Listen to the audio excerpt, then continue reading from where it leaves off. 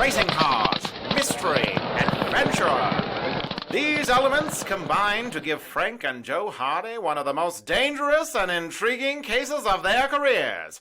It all starts when their father, Fenton Hardy, is engaged by an experimental race car and motor designer to investigate a series of mysterious accidents.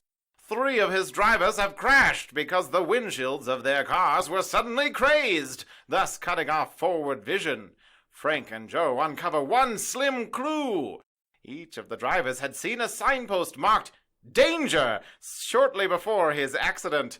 The young detectives investigate only to discover that the signposts have vanished. What happened to them? And what sinister purpose do they serve? The attempted theft of a secret experimental motor and the kidnapping of a famous racehorse are part of this thrilling case, which proves to be as sinister as the signposts themselves. They meet the horse. Its name is Top Notch. And Chet says, "Nice piece of horse flesh." Ew. Gross, Chet. Like, Chet's like, "I need a horse, no problem. Meat is meat." Horse flesh. Yeah. You think this? What is and that? everyone looked at Chet like he was a weirdo. Yeah.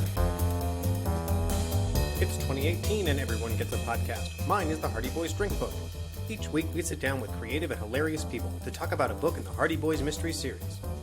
Then we have one of our favorite local bars mixes up a custom cocktail to go along with the book. Today I'm joined by actor Jose Zuniga, and Jack and I went down to Celtic on Market to talk about horse track racing and sip some delicious Lucky whiskey. Investigate an experimental racetrack engine, also investigate a disappeared championship racehorse, and bully and harass a kid until he starts a life of crime in the Hardy Boys Drinkbook number 15, The Sinister Signpost, with Jose Zuniga. Hey everybody, welcome to the podcast. I am here with actor Jose Zuniga, who is a good friend of mine and my dungeon master in the Dungeons & Dragons game I play. If you really like Dungeons & Dragons, there's about 1,000 Dungeons & Dragons podcasts, so I should probably make one of those, right? Yeah. Jose, sure. would you Yeah. be dungeon master on a... Sure. Why are there so many D&D podcasts right now, do you think? I think because it's a way for people to be creative. It's like creative light, you know? Like the world is created, the universe exists. You just plan have it. gods and races and handy answer books for monsters and they don't need any motivation. So it's like a character. It's like a universe creator in a a video game where they've already made they've the already rocks made and everything, the trees and you can just plop put it in the there. buildings and stuff. Yeah. So we are reading The Sinister Signpost. It is the 15th book in the Hardy Boys Mystery Series. The Hardy Boys Mystery Series were originally written in the 1920s by Franklin W. Dixon. Franklin W. Dixon is known better for the open-faced toaster, just all coils all the way around. Yeah, and the Hardy Boys books were rewritten in the 1950s to make them a little more PC, a little less, a little shorter. They cut about 100 pages from each of them. The boys are more respectful of authority, even though in this one, they're kind of all over the place. They are kind of all over the place in this one. They're almost like schizophrenic. Like they go from like regular chummy pals, and then something really terrible happens, and they're like, "Oh, leaping lizards!" Five times. Five times. Yeah, I counted too. But then, like as soon as the craziness passes, then they're just right back to normal. joking around, teasing on Gertrude. If they've had 15 intense mysteries, if they're anything like this one, then I think they've got some serious PTSD going on. Absolutely. I think almost every single night, one of them wakes up in the middle of the night going, oh God, get him. Right. Oh, and then it's the other one being like, Frank, wake up, you're fine. Yeah. We're home. Yeah. Joe is like, calm down. Well, let's first get into first impressions. What did you think of The Sinister Signpost? Had you read a Hardy Boys book before? No, I was a Hardy virgin. And so I let the boys double team me. And, that's great. I hope they were gentle. They're not really gentle. No, they're not. They take you by storm. Yeah, they do. They like their judo throws and their ninjutsu. Man. Yes, they're good at leveraging a man's weight against himself. They are.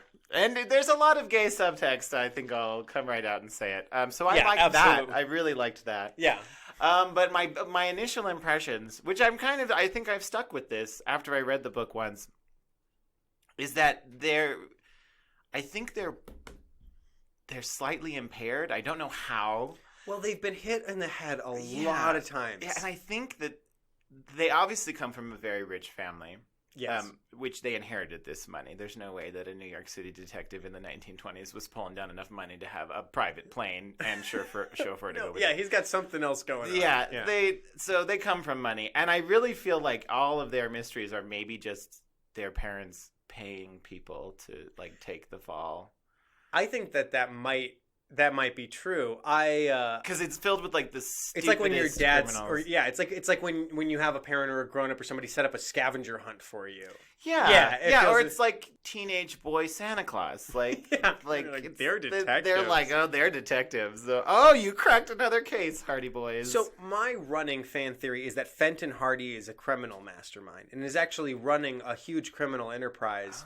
And that he basically uses his boys to run interference on competing criminals or against the police, and as like a cover for himself, that he's like a famous detective. Because even in this book, Fenton is an important part of this book. He's around a lot. Yeah. But he also just like he just like gets the boys to do stuff for him. Yeah. It disappears for long periods of time. Yeah, I mean, I can see that, I think. And all the money. Where does it come from? So he's like the Moriarty. Right, exactly. He's doing both sides of the equation. How meta would it be if he was like the arch villain from the Nancy Drew books? Oh, yeah. Is there an arch villain? I don't think so. I've never read a Nancy Drew book, but I'm making narratives. Well, I've read two, and we're going to read a third one after this. Actually, our next episode is with Casey. Nice. And it's going to be our next Nancy Drew book. Tune in for that, everybody.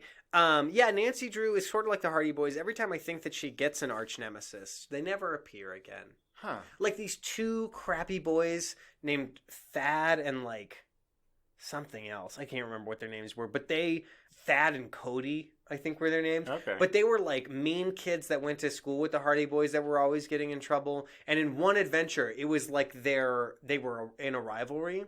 And I was like, oh, these guys should be regulars. The Hardy Boys need some foils. They never appeared again. That was book 8. Again. Now we're on 15. They never showed up again. Man, no consistency. None at all. See, here I'm trying to come up with the movie franchise, right? I feel like the Hardy Boys could be the next big movie franchise. Just get Christopher Nolan in. He'll make it all pretty. Oh, my God. And then I really like the different... I've had a couple different people who've been on the show talk about their movie version of it. And, like, I've heard Wes Anderson as the person who should direct a Hardy Boys movie. I'd be interested to see Tarantino's take on the Hardy Boys. That brutal. Fun. Where characters are in the middle of, like, a shouting match and then their heads explode. Yeah, Or, like, the Hardy Boys get tied up and tortured. Yeah. Because they get tied up a lot. They do get tied up a lot. In a previous one, I think it might have been just the last episode, that they were going to get burned with hot coals. Holy shit. And while they were tied up, and I was like, oh my God, this is legitimate torture. All right, let's talk about this dumb book. I love this. They see a dragster. That's the way it starts. Right. And I was like, oh, dragsters, drag racing. It's going to be awesome. Tons of like racing cars. I bet the boys get a drag race car. No. But I love that the first thing is Frank being like, you can't drive a dragster on public roads. Not in this state. I know. You nerd. What state are they from, by the way? New York. Bayport, New York. They're from upstate New York. Is Bayport a real place or is it Hardyville? It is not a real place. It's not a real place. And also, you can't draw a map of it because it has no consistent geography. Oh.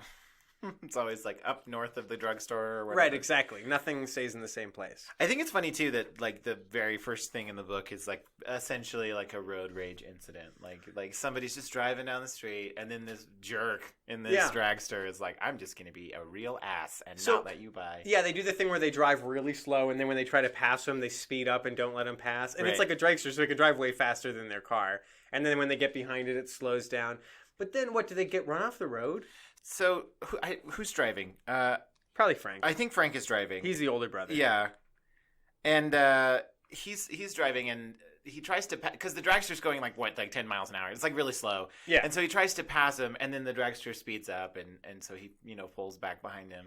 But there's no other cars on the road. No. But anyway, so he like pulls back behind him and then the dragster slams on his brake. Classic dick move. Yeah. Classic. Just being a dick move. So then Frank tries to pass him again and then the dragster tries to speed up. But Frank is like, well, I'm not going to let this dragster beat me. They shout at him. Okay, he shouted at the other driver. You've had your fun. Now let us by. Right.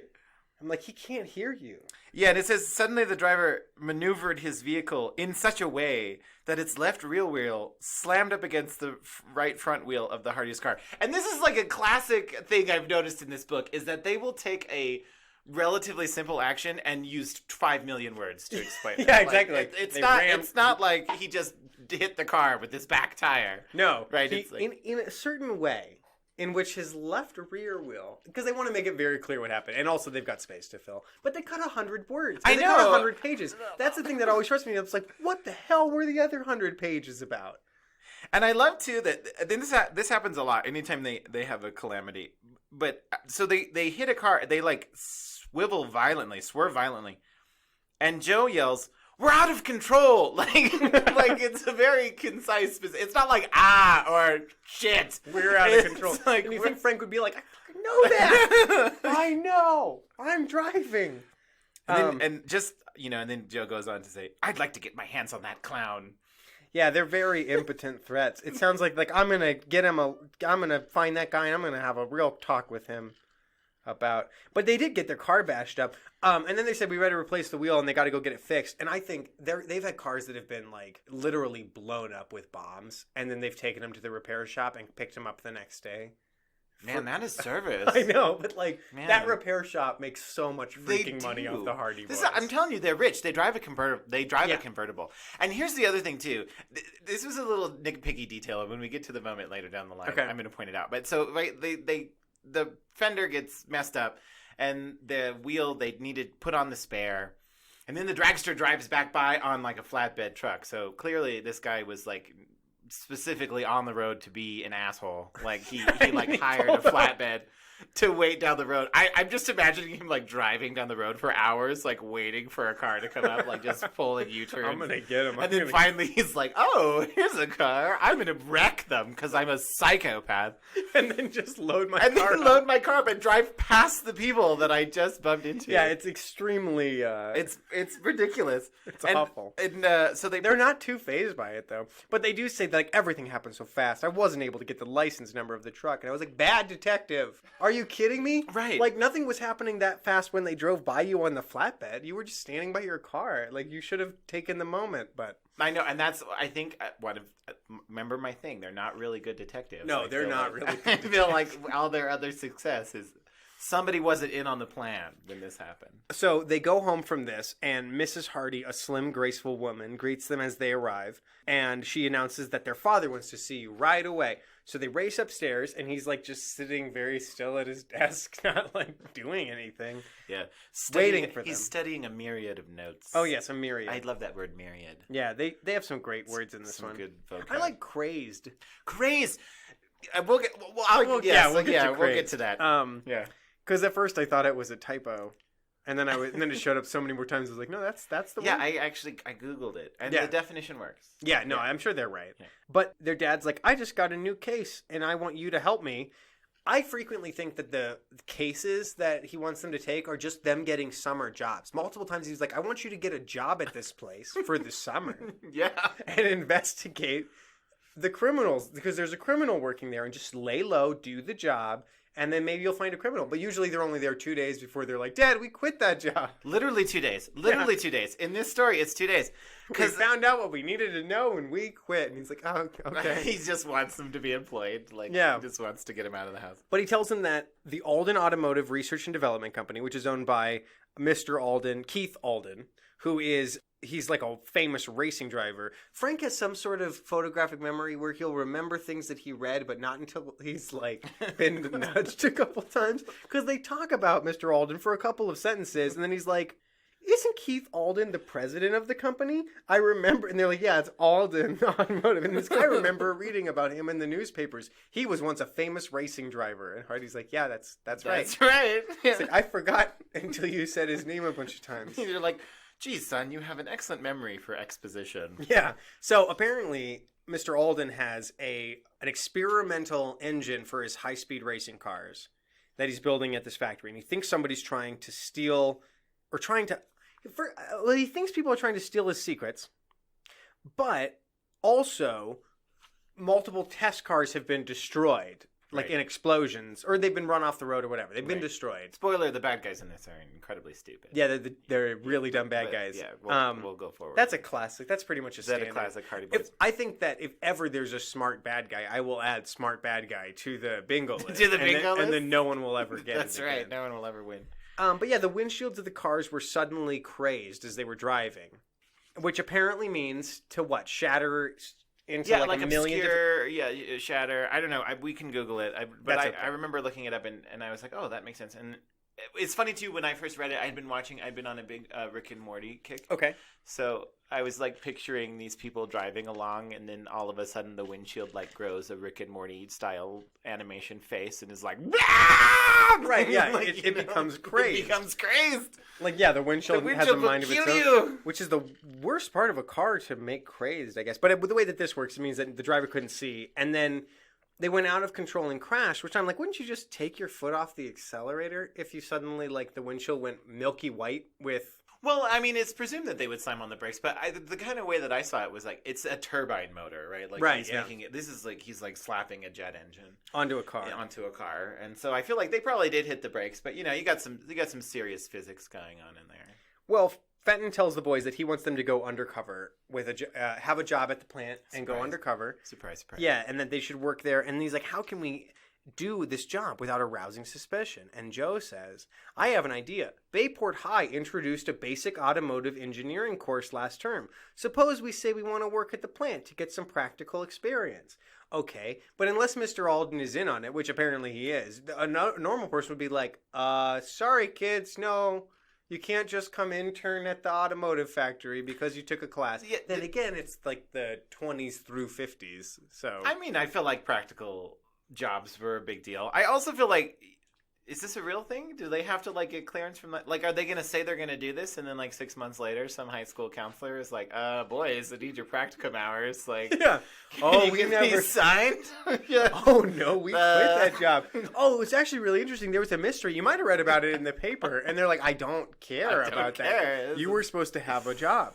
Slackers, nothing but slackers. Not that they'll have to worry about money. I mean, they're so stinking rich. They are so stinking rich. One of the things that apparently were changed for these like rewrites of the book is that the boys didn't used to have so much money, right? And now they were given money because like really, yeah, like large portions of I think what was cut was them like struggling to come up with the resources to solve things.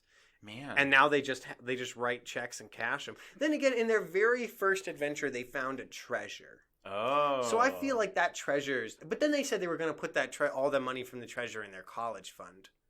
Well, they're not in college yet. Apparently, they're burning it on detective kits in the summer before college that never ends. And that's right, because summer vacation just started. It says it right out. Right, but they're still 17 and 18, and they were 17 or 18 last summer. So it's a Venture Brothers thing going on. Yeah, definitely. Well, while they're talking, though, normal sort of thing that happens when you're talking to your dad. Someone with a rifle fires a smoke grenade into the office with a note that says basically, drop this case. Which, then you're not going to drop the case. Yeah. It's described as a rifle grenade, specifically. Yeah. You fire it from a rifle. Right. And then I guess it's at the end of it is a grenade. Which you think most of the time it would just go off when you pulled the trigger. And here's the other thing, too. This is another line that stuck out to me. Like, they're like, the Hardys held their breaths and groped their way through the choking smoke. There was no sign of fire, which is always a good thing when there's lots of smoke. But then it says Frank, Joe, and their father soaked handkerchiefs with water. And I'm like, is there like a cistern like next to his desk in his office where they're just soaking these handkerchiefs? It's just like this weird throwaway line. Like, they're like, oh, is there a let me soak my handkerchief. Because then right afterward, the smoke clears. They open the windows and the smoke clears. And there's no it's like bad mime. Like the handkerchiefs just vanish into the universe. You know, a good mime when he puts a cup down will remember the cup where is the cup there. is there. Yeah, but, that handkerchief would have gone in the pocket. Would have come out later and been dabbed on the lips would and have put shown back up in the again. Not in this. Nope, no, the handkerchief disappears. And then Aunt Gertrude says we should call the police. And then Mr. Hardy's like, no need to get excited. Somebody fired a bomb in your house. Yeah, right? And then later he's like, I'm going to go call the police. As if it was his idea. And I'm like, you're an asshole. Like, well, everybody's mean to Aunt Gertrude. Everybody's mean to Aunt Gertrude. Aunt Gertrude and Chet, I feel like, they are so screwed. They are. They are so screwed. Unmarried. I drew an arrow to that. Mr. Hardy's sister, unmarried. Had a peppery temperament. She was always quick to express her opinions openly. Oof. And often made dire predictions about the horrible fate awaiting all detectives. I mean, she's not expressing her opinions openly. Openly? How dare she? No wonder she's a spinster. Yeah, no wonder she's unmarried. No I mean, wonder. obviously. But so we get our first leaping lizards. They're told, drop the Alden case or the next smoke will be lethal. Which I'm like, wait, if you had like mustard gas or whatever, and why didn't you just do that first? Once again to the criminals being stupid. Yeah. I mean, why didn't you just set the house on fire? You don't have to kill him. I get that you don't, like, okay, if I murder somebody, there's going to be a bunch of cops. But, like, that warning note could have been, like, on their windshield when they went out to the car the next morning. That's true. It is a lot of effort. Yeah, and it leaves a lot of clues That's to true. fire. Because they find a rifle They find the rifle They find a cartridge, and rifle they're like, this will cartridge be in the important yard. later. And I'm like, I bet it will. And, it's so crazy. I don't know. I would have just burned their house down. Yeah. Because they're not going to be doing a lot of detecting if you burn their house down. If you burn their house down. They're going to be dealing with the fallout, even if they get out of the house. Like, they're like, I'm sorry, we can't take any cases right now. And they got to We have to deal with insurance agents. That's right. They got to talk to Flo and get everything squared away. Except, does Fenton have his house insured in a normal way? I don't know. I don't know. Anybody named Fenton seems like they have their shit put together to me. I feel like they would have. They're like the kid with the pocket protector in 3rd grade, I feel like. Yeah, well, at one point he chased a homeless guy across a train and then threw him off. Oh. And, I mean, a kid with a pocket protector wouldn't do that. I guess that's true. Yeah. Until he grows up and gets buff. Gets I don't know. buff. He's like the you're no-nonsense kid. You know? Yeah, you're He's right. not like the one you bully. He's like the one who's got, like... Yeah, who's intense, and they're like, that kid's going to come to school. He's class president, but he's not he's gonna popular. Have a list. Yeah, you're right. But they're like, but he's effective, so we keep electing him. That's right. That's great. Also, he's got something on everybody, I bet. Yeah, he is a master. He is Sherlock Holmes, basically. Why does Chet go with them to their job? Right before the smoke bomb goes off, Fenton tells the boys, well, if you're going to meet Mr. Alden, he's having a drag racing, stock car racing thing at his plant today. So do you want to come meet him? And they're like, man, do I? And I'm like, yeah, I'd want to go to that too. Man, I was so hoping that I really wanted this whole book to be about car racing. Nope. But no, not allowed. Only the first 20 and the last 20 pages. They talk about, so Chet comes with them to the stock car competition. And he's like, there's an old car in my father's barn I was thinking about fixing up. And I was like, you have a car. It's called the Queen, and it's awesome. He has this yellow, like, sweet, like, coupe car that everybody used to cruise around in, and now they just don't talk about it anymore. But is he normally an inventor? I feel like he's Mr. Inventor. He started to get into that. He used to have interests in every single one where he'd be like, I'm really into like metal detectors or algology, where he was into water. What? He was into water-based. Yeah, it's water-based plant life. Oh. And learning about all the different plants in the water that you can eat. He's ADHD before they had a name for Right, where he has it every time they come on. You're like, what is your thing you're interested in right now? He's like, I'm super into clouds. And then, like, he never talks about clouds ever again. I'm going to fix up this car in the garage. In one, like, last episode, maybe 2 episodes ago, he made a hang glider, and he flew it. What? Yeah, it was like a pontoon. You pulled it behind a speedboat, and it would lift you up into the air to fly. And then he, like, flew airborne for, like, a solid mile and crashed into a barn. And made the second page of the newspaper. Oh, the second page. Yeah, couldn't make First is for the Hardy Boys, always. And they tell Chet that if he starts souping up a car, he's going to end up with a diner on wheels, which I'm like, F you. But also, like, food trucks are, like, really popular now. So Chet would have just been ahead of the curve. Poor Chet is like a walking fat joke. He is. And it gets worse and worse. Okay, so when they're at this stock show, they meet a kid who looks just like Jughead, who's named Roger. And Roger is the jerk son of... Wait, wasn't he the... Yeah, they see the dragster that ran road them rage. off. Yeah, it's the dragster that ran And they them walk off. up to him and they're like, is this your car? And he's like, what of it? And then they're like, look at the wheel. It's been damaged. He's like, get away from my car. And, like, yells at them. So... And then he puts him in an arm lock. Like, he like, just doesn't grabs... he? Yeah, he, like, after he figures it out, like... Why don't you he guys shoves take a walk? Joe, and then why don't you guys take a walk? Get away from that wheel, you know. And then he says, like, your friend looks like he could use the exercise. Because he's a walking fat joke. Yeah, and you're like, oh, who do you think you're talking to? Chet snapped, and he's like, he doesn't know who he's talking to. Chet, he's never met you. That's right. So he shoves Joe, and then Joe, like, hops up on his feet, rushes at him, and then pins his opponent's arm behind his back. In a jujitsu move. Jujitsu. Is jujitsu a thing? Is it... Is it ninjutsu? I don't know. I don't know I don't if know. jujitsu is a thing, but our producer Jack is going to look that up for us and check back in with us. But Mr. Alden, they show up. Both the dads show up, Fenton and Mr. Alden, and they're like, "What are you boys doing?" They're like, "Nothing."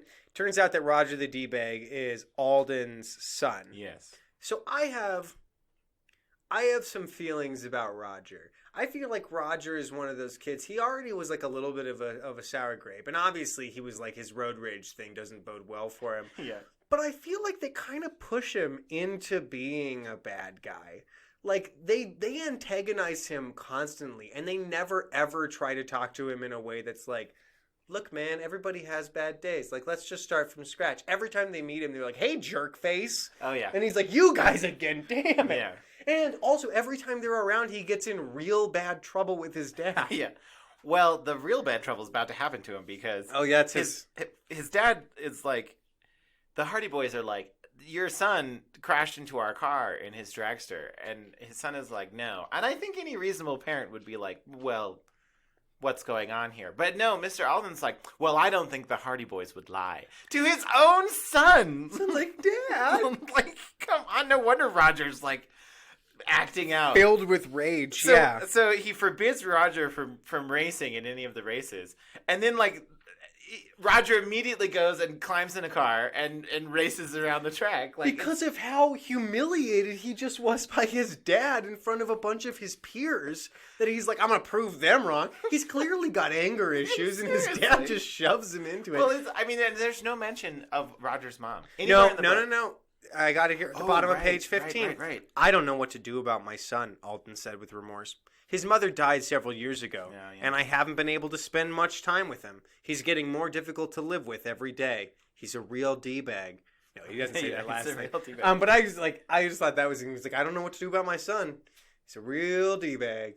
Which, you know, this is one of those weird things. I'm like, is it really the 50s? I feel like Mr. Alden would have just gotten remarried, but Right. No, he's a it must have famous been true. race car He's a driver. famous race car driver. He's rich. Yeah. He owns a manufacturing plant, and he's doing an experimental motor. Yeah, he's got a lot going I mean, on. and he owns other. But like rich even people. Elon Musk is dating that girl who changed her name to a lowercase italicized c. Are you serious? She legally changed her name to the lowercase italicized c because it's the notation for light for how, the speed that light travels in a vacuum. Oh, you are effing kidding me. No, and she's like, this will be much better. This will be my name now. She's a model. Stupid. She's a model. She's a model, and she Yeah. talks about the speed of light. Yeah, because she's dating Elon Musk. Now, I'm not gonna. I know several models who are very, very smart people. Right, So yeah, you I'm don't sure- want to denigrate I'm sure she models. knows what the speed of light is. Sure. But There's- clearly she's stupid because She did that. she did that. Like, Yeah. it's not that speed of light and a model aren't compatible. That's totally fine. Somebody who changes their name to Constant. Constant. Is that her name is Constant? Constant. No, her name is the lowercase letter c italicized. Yeah. This is one of those people I pray the universe never brings across my path. Yep. Let's see. Oh, yeah, they're like, the first driver is Roger Alden. And they're like, oh, Roger's in a car? How did he get his hands on a car? Okay, so in the next chapter, everyone's telling him, like, stop that car, flag the car down before he starts off. And Joe's like, I'll signal him with my mirror when he comes along the straightaway. One, why does Joe have a mirror? It's in his detective kit. He does carry a detective kit that has a mirror and little plastic baggies and strips of paper that he can leave as a trail. He's used all kinds of things out of that detective kit. I want to see how big it is. I bet it's like old school in a breast pocket? Game Boy Yeah. size, but Yeah. in his breast pocket. Yeah, probably big. Like, he's always got this weird lump on his chest. I feel like it's the George Costanza wallet, like, Yeah, it's on his on left his pec. body. It's, like, Yeah. huge. You just stare at it. But when Joe said, I'm going to use my mirror to signal him, I'm like, that's going to blind him and he'll crash. That was Yeah. the first thing I thought. He's like, he's going to see that and he's driving a race car and he's going to crash. And then that's what happens. That is what, but it's before he signals him with the. Is it? Yeah, so it says the boys hurried down the straightaway. And then Oh. as Roger came on the second turn, he spun out of control. So he's coming down the track. Oh, okay, because later he's like, are you all right? And when he pulls him out, he's like, and Roger's like, I guess so. And he glares at the Hardys and says, you guys are the cause of this. You reflected sunlight into my eyes with that mirror of yours. And so that gave me the impression that Joe actually did that. did it. He, like, and so I wrote, blinded the you dude. totally did that. You And totally and did Joe's that. like, you're crazy. I'm like, I see. That's so. Yeah, I guess I just one of those things they probably removed a critical section. Right, a They were critical sentence. We don't need this section where Joe almost kills. A guy. But it's the fact that Joe refuses to take responsibility for the accident. When he's like, no, you're right. That was dumb. I shouldn't have blinded you as a way of signaling you to stop. And then there's like the person who owns the race car runs up and is all devastated, and the guy is like, "Well, serves you right, but I'll pay for the damage anyway." Yeah, serves you right for letting my kid steal your car. Now all I have is a pile of junk. And then they decide to keep racing. His son Yeah. gets in a serious car accident. Like it says that there's a geyser of dust like erupts from the sideline. And he gets put into an ambulance and taken to the hospital. And he's like, "Well, continue the festivities." No wonder Roger has issues with his dad. Go to the hospital with your son. And talk to him about how how everything's going to be okay and like they're going to spend some time together. It was a different time. No, he's like, I don't know. That kid's messed up. Anyway, on with the race. Then there's a brief section where Aunt Gertrude gets to show up and be mean to him. Oh yeah, that's right. Chet. She like flits in and out of the story and to just be mean. A bitch. Yep. And, everybody is a huge buzzkill, and then she's gone. They drop off Chet. They go home. Yeah, and Aunt Gertrude. Racing of any kind is just dreadful. It should be outlawed. And I love the idea of outlawing any type of race. I want it to be like a presidential race, or like a foot race, or like no racing at the Olympics. No racing at the Olympics. No swimming. It's distasteful. It's when properly organized, it's a fine sport. I call it utter nonsense. Yeah, she's crazy. She is crazy. I don't know what she's on. Laura is clearly on some sort of tranquilizer. Oh, but I don't know. I don't know if it's amphetamines or what that Gertrude's on. That she's so high strung all the time. I feel like it's because Laura's hoarding the Valium. Yeah, you're probably right. She won't share. She won't share the stash. She's like, this is got to my get it house. in the back alley. She doesn't want to share with. Also, Gertrude says things like "not in my house," and I always want to be like, yes, but this is not your house. No, it's Fenton's house. It's Fenton's house, and you live here, and you were a recent addition. So they get a call from Iola Morton, Chet's little sister, and Joe's favorite date. Joe's favorite date. Yeah, not his only date. His favorite. That would probably have to be March 23rd. Yeah. Is it March 23rd? Favorite date. And they go out, and Chet's like sitting on the steps of his house, and he's all covered with blackened soot, and he's clearly been in an explosion. And he's yelling that he doesn't need a doctor. And I imagine he's yelling a little like a deaf person. Yeah. That like who's got real loud ringing in his ears. But it's the funny thing about it to me too is that the way this whole exchange starts is that Iola calls him on the telephone, and her exact words are, "Chet won't be able to see you later. He's had an accident." She doesn't lead with the accident. She's like, "Well, we're gonna have to cancel your plans." Why? Oh, because he's had a horrible accident. Explosion. Goodbye. Yeah, but he experimented. He put highly volatile fuel in the engine of the old car that they keep in the barn, and he was pouring some into the carburetor when it blew up. Yeah. So because the racing bug has bit him. Yeah, and they were all like, "Never ever race cars, Chet. Better call off your experiments." Yeah. And Frank's like, "Well, I knew something like this would happen." Yeah, they're jerks to him about it. They're not like, cool. And then he's like, "I'm going to drop that race car project in favor of another idea. A rocket-propelled bicycle." And they shake their heads in despair and return home. And then they go home. Yeah, like, what kind of hangout with your friend is that? Like, what kind of friends are they with, Chet? Like, he gets blown up. They rush over. They're like, "Are you okay?" And then he's like, "Yeah, it was awesome, and I'm going to make a bicycle." And they're not like, "Okay, well, do you want to go swimming, or do you want to go fishing?" Or, nope, they're just like, "Do you want to go see a movie?" Idiot. They're like, "Dumbass." And then they go home. In the first couple of books, Chet was the only one with a car. So it sort of made sense why he was always involved in the adventures. But now they have a convertible. Well, in the Hardys, they seem like they use people. They definitely because they have two friends later that they totally take advantage. Oh yeah, of as well. They also have a lot of friends that show up and they make friends with somebody, use them for everything they have, and then never mention that person again. And you realize that they're like, oh, well, like, and Chet's got a little sister that Joe is dating, so there's like a reason to keep Chet around. You're like, well, gotta stay cool with Chet because of Iola, right? I feel bad for Chet. I mean, he's yes, everybody does. He's the best. It's obvious that everybody in the universe, at least in the Hardy Boys universe, loves the Hardy Boys. And Chet adores them, I think, in a good-natured sort of way. And I really do feel like Chet thinks that the Hardy Boys view him on somewhat of their same level. But it's really obvious from the way that they treat him that they don't. Because not only, like I said, he's a walking fat joke. Like they might as well follow him around with the tuba and make noises, because like every time he goes to do something, it's just like, wah wah, you need exercise. Well, you're gonna eat the whole pie. I'm not gonna bring a pie to you. There won't be a crumb left for me. That's not in the book, but I feel like it definitely could be. It'd be fine. Yeah. And so, it's bad enough when he gets it from D-bag Roger. Yeah, but just from his friends. But his friends did it to him like 2 seconds before. Okay, so Chad explodes. They go to their first day of work, and they learn all about the factory and the experimental valve, the exiter valve. Yeah. And let's see. Which this part was interesting to me because we get into, once again, one of the examples of how the Hardy Boys villains are just the dumbest idiots on the planet. Because Mr. Alden gets a phone call from like the company who manufactures his valves in California. And they're like, somebody had the exact same designs of your valve. And they were like, can you describe him? And here he is. Yes, he was tall, wore black-rimmed glasses, and had a beard and mustache that looked phony. Obviously a disguise, Mr. Hardy commented. And I really expected Mr. Alden to be like, yeah, I just said that. It looked phony. It looked phony. Great detective work, Fenton. The guy's wearing Groucho glasses? I know. And I feel like he was probably twirling his mustache when he was in the meeting. He was probably like, I've got this valve to sell you.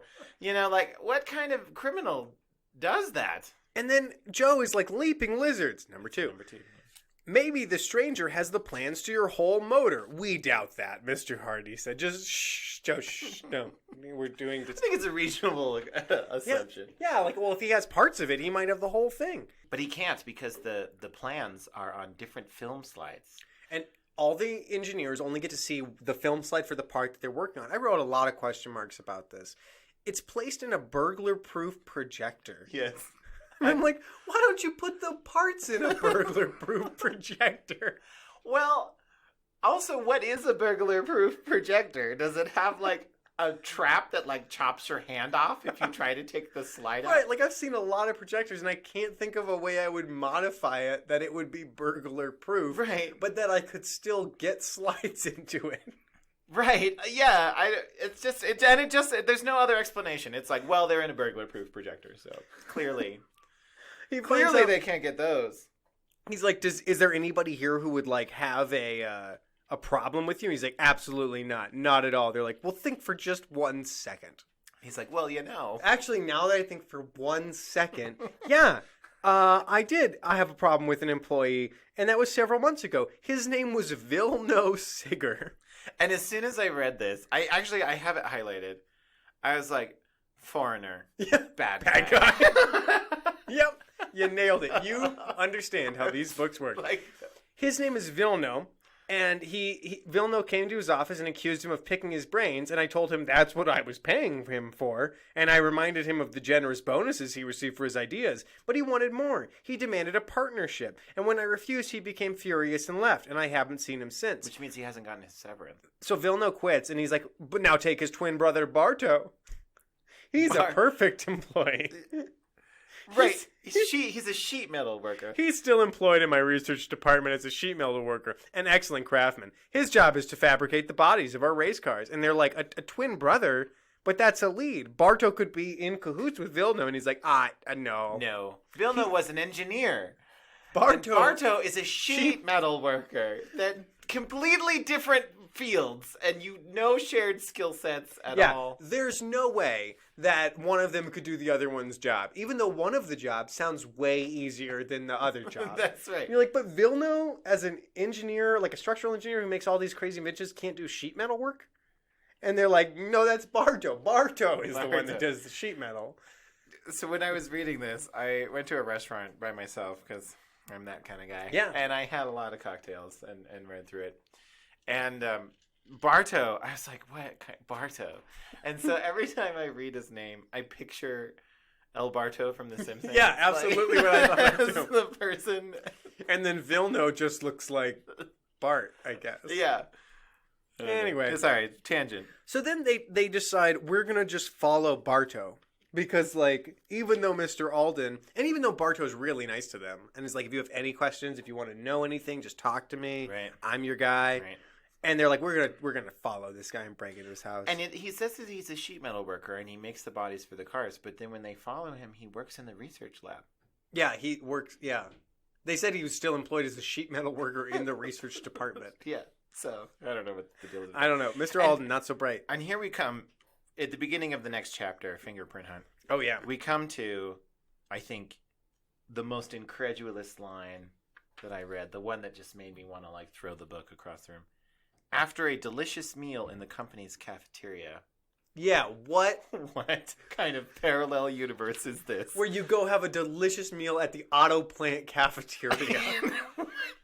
I mean, I'm just picturing a line with the trays and, all the people with their coveralls, dirty coveralls on, and the sounds of machinery in the background. And then, some pristine-looking kitchen, and this chef is like, we've made a nice salad for you, and we're going to follow with a 3-course tasting. The salmon is particularly delicious. Delicious meal. I really like that when they decide, the boys decide that they're going to go to the Alden plant the next morning, which is good because they have jobs. And they've been supplied with a microfilm report of all the employees' records. That's what Mr. Hardy is doing. And he says, I'm going to remain... Yeah, he's like, he's going to remain at home and check the information against his files on criminals. And I put, and drink. Because I think he's just going to drink all day while the boys chase around Bartow. That's what I would do.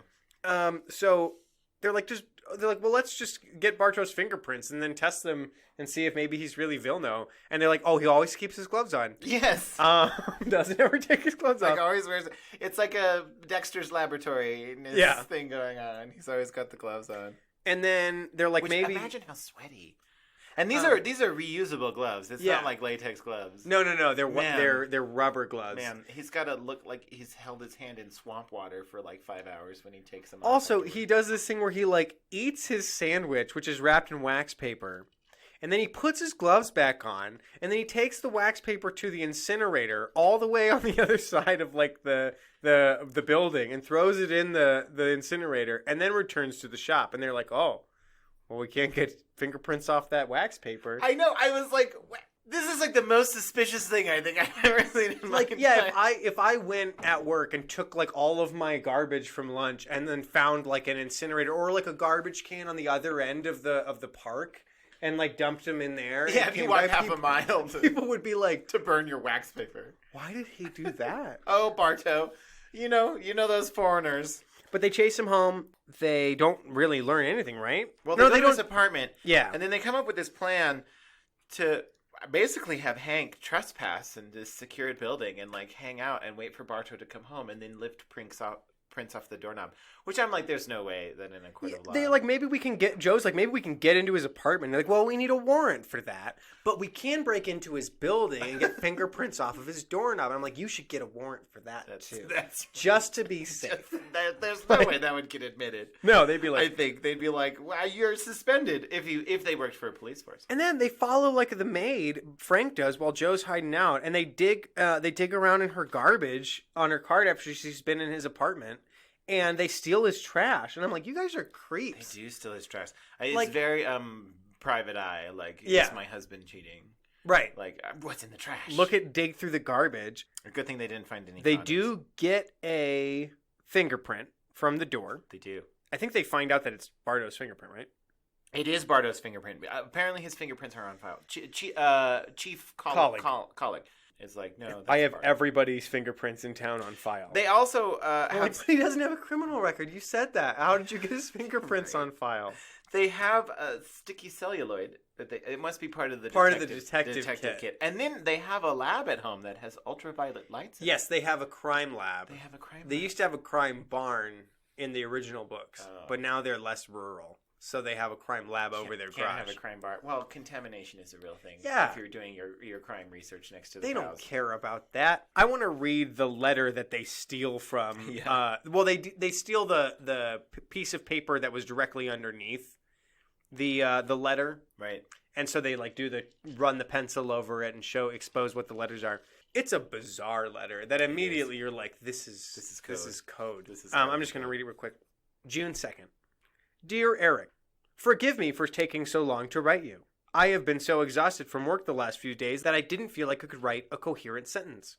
How I wish I had the stamina of 2 hardworking boys who have taken summer jobs at the plant. Any family would be proud to have sons like that. As I already told you, my brother has left the Alden Company. It came as a surprise to me, because I did not detect anything in his behavior to lead me to believe he was dissatisfied with his job. I hope he manages to survive his own idiosyncrasies. His reasons for leaving were extremely unreasonable, and I hope he eventually sees the error of his ways. Because of my brother, I feel a bit embarrassed about continuing to work there. I'm sure they are expecting me to leave also. I must admit, I have been investigating other possible jobs. But now I realize it would be foolish of me to quit. Hope that luck will not continue to evade us. I am, your friend, Barto. And I'm like, why would he mention the two boys that started there? That's like, if he is innocent, that's weird. That he's like, there's these two strapping young high school boys came in today, hard workers. Any dad would be proud to have boys like that around. I know. I was like, I've read gay fiction for free on Kindle that has started with a very similar sentiment. Sentence of like the two hardworking boys that started working here this summer. At the auto plant. They need someone to show them the way. Yeah, and I told them, like, if you ever need any metal shaped, you come to old Barto. The other thing, too, is that this, I think, shows the ego of the Hardy Boys completely. Because they read this letter. And they're like, he must... And they're like, checks out. We got a throw out. You know, like, that we got a name drop. Like, we're the strapping young lads working at the plant. And that did not raise any red flags for them at all. Nope. They're like, okay, well, I guess he's innocent. He thought we were cool. He thought we were cool. Everybody thinks we're cool. So there you have it. And then they decide that, like, well... we may as well give up our undercover work at the plant. Nothing more we can do there. And I'm like, you haven't learned anything. You haven't found anything else. So they quit. So they just quit their jobs. Yep. And decided to go investigate the accidents when the windows became crazed.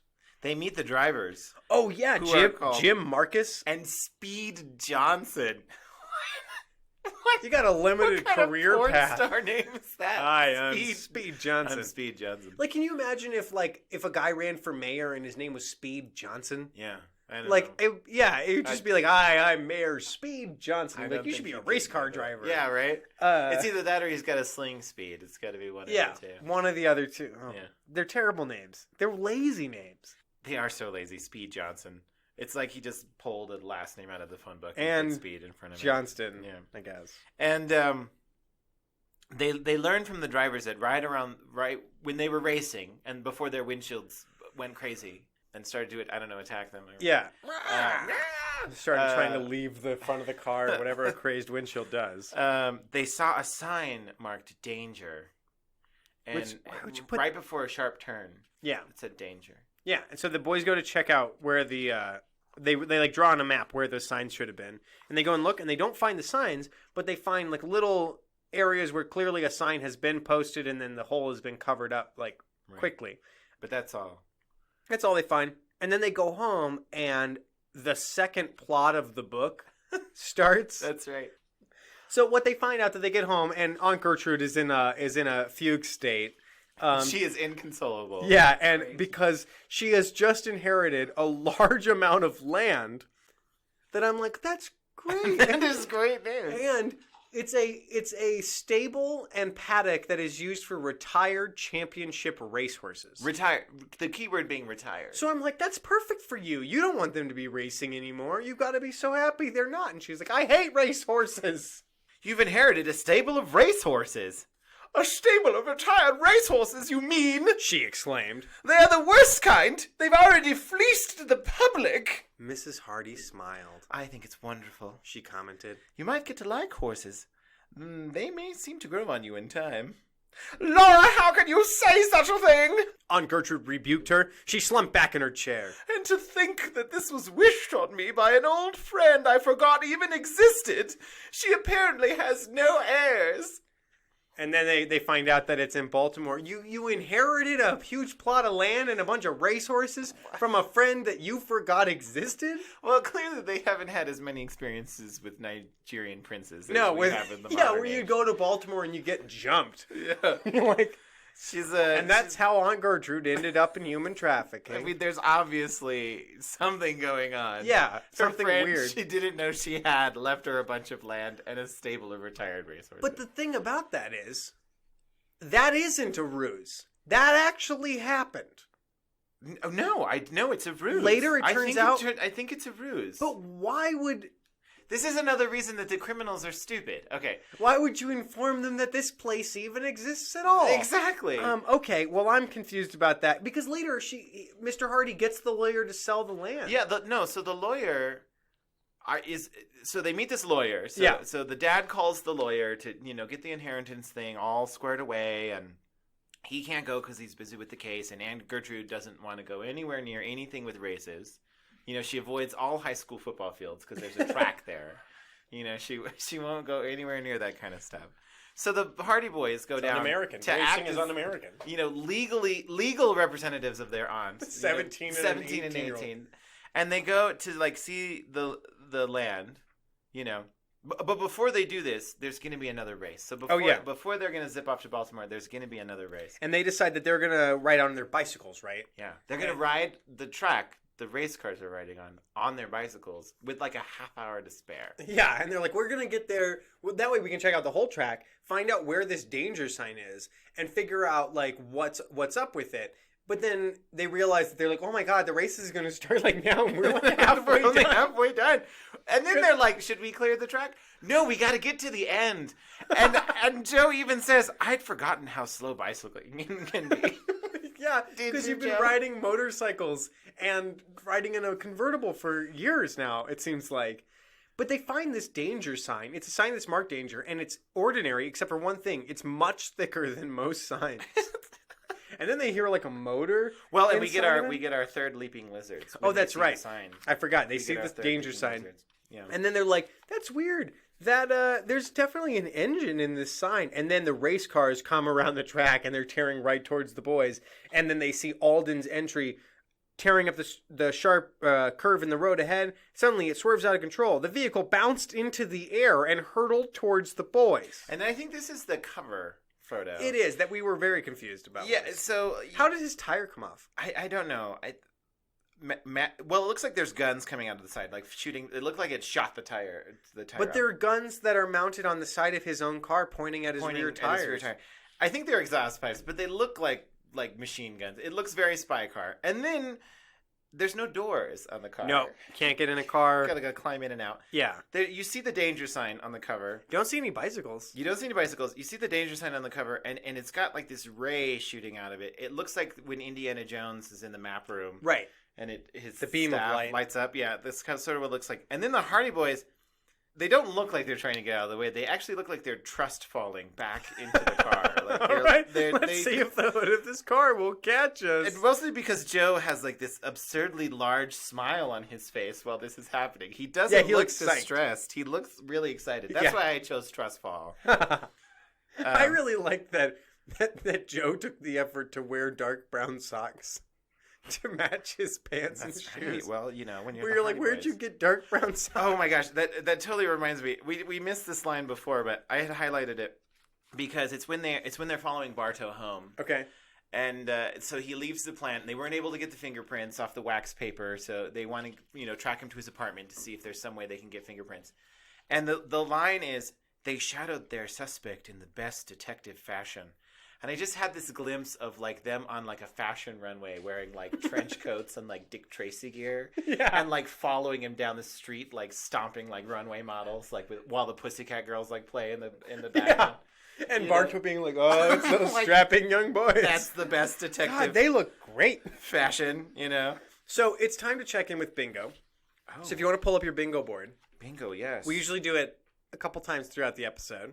Well, Fenton Hardy. Definitely. He's our free square. He almost always appears. Attempted murder I have from that beginning where Roger tried to run them off the road for no reason. I'll take that one.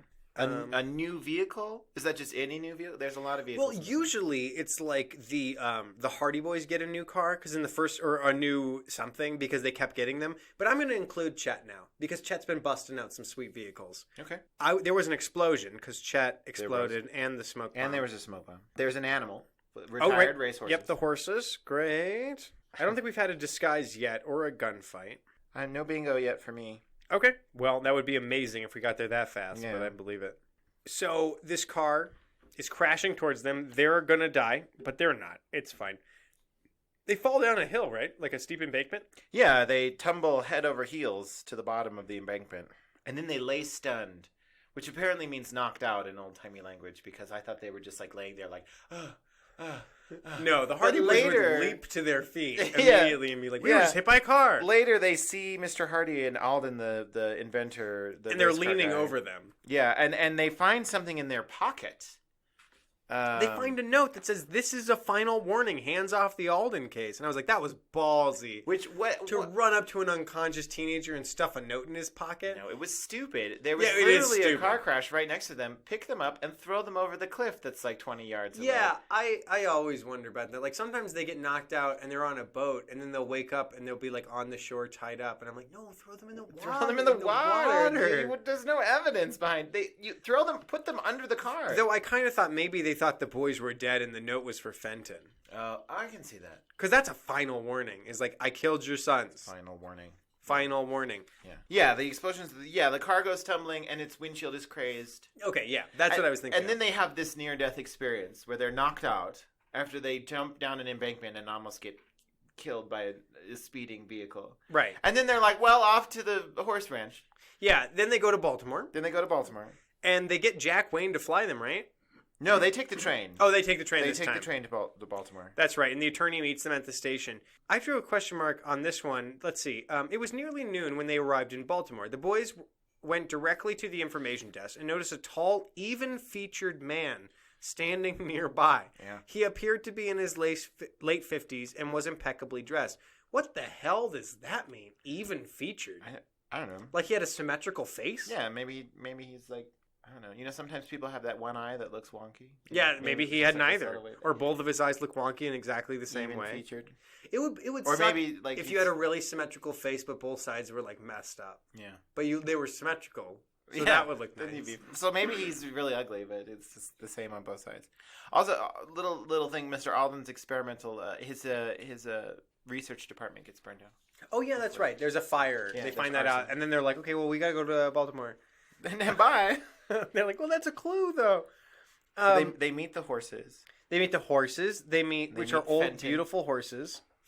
Not Fenton. Norman. Norman Fowler. Fowler. That's what it is. And he's the guy who, and I was like, bad guy. His last name's Fowler. That sounds like a bad guy last name. Yeah. It's so easy. They go to Southern Pines Stables. But yeah, they talk to the manager a little bit, and he's like, "Oh, all of the stable hands are away for the evening at a local affair, and the bunkhouse is empty. Sleep in the bunkhouse." And I'm like, "Can't they sleep in like a hotel in Baltimore? They're rich." They are rich, but maybe it's not the same. No, And then they're like They slumming. hear some weird voices doing some weird things. Yeah, which I thought like it's probably one of the stable hands bringing back a girl from the local affair, knowing that the bunkhouse is empty. But Hardy then Boys there's teenage need a boys hooker. in there. Yeah. Yeah, so they beat that lady up. No, they don't. They don't Yeah, beat anybody there's no up. hookers. They almost beat up Mr. Fowler, but he's like, "I heard a noise, and I thought there were people out here, but I guess it's just you." And they're like, "We heard a noise, but I guess it was just you." And then they go home. And then they It go was home. It was a fun little trip. to I wrote Baltimore. day trip to Baltimore, Well, they meet the lawyer. Who's That's right. like, yeah, I'll sell the property right away. and they give him the authorization to And sell they're their like- aunt's new land that I don't think she signed the deed for yet. No, there's. She threw it on the floor in the illustration. It was a She's- telegram. Oh, a telegram saying like it's Yeah, telegram. yours. That her friend she doesn't know gave her. So let's see. This chapter is called "The Elusive Stranger." Yes. Oh, there's a burglar, right? The Detective Swayze, which I only thought of as Patrick Swayze. And then all the cops were played by Patrick Swayze for the rest of the book for me. Yeah. But they caught a man who was rifling through Mr. Alden's office safe. And they're like, "This has got to be the guy." And the guy's like, Frank says, "Why did you take the impeller blades?" And he says, "Them things were made out of shiny metal. I thought it might be silver and I could get some money for them." I was like, "What are you, a bird?" This is clearly silver. You went past somebody's garbage and saw shiny, or I guess he went by the office safe Yeah. and noticed. He just wandered by the safe. He was like, "Oh, look, a safe. I wonder if there's anything shiny inside. Good guess. That might be made out of silver. Why else would you put it in a safe in this manufacturing plant that just had a building burned down? Like, most suspicious guy ever." Then they see Bartow like on the street. And they're like, "Get him!" And Bartow is talking to someone, and he had the collar of his jacket turned up high and his hat pulled low over his eyes. Like The guy he's with sure looks suspicious, Joe commented. You know, right? Like, That's the best way to blend in. It's like Yeah, like you're Leonardo DiCaprio at a jazz festival. Right. Just like glasses, hat, collar popped up. Can I get a beer, please? I was thinking of that cartoon from the Neighborhood Watch symbol. Like he's Oh, like yeah. literally like collar up and like hat down. He might as well have like a raccoon mask around his eyes. I've never understood. Is that guy in the Neighborhood Watch symbol? Is he the guy watching, or is he the bad guy? Oh, I always thought he was the bad guy. I always thought he was the guy watching High the collar, neighborhood. low hat. I know, That's but he classic wants to bad guy. blend in and like catch the bad guy. I don't know. I could never tell if which like the night security. But I always loved the idea of being like someone breaking into a house and then all of a sudden like clank, clank, clank.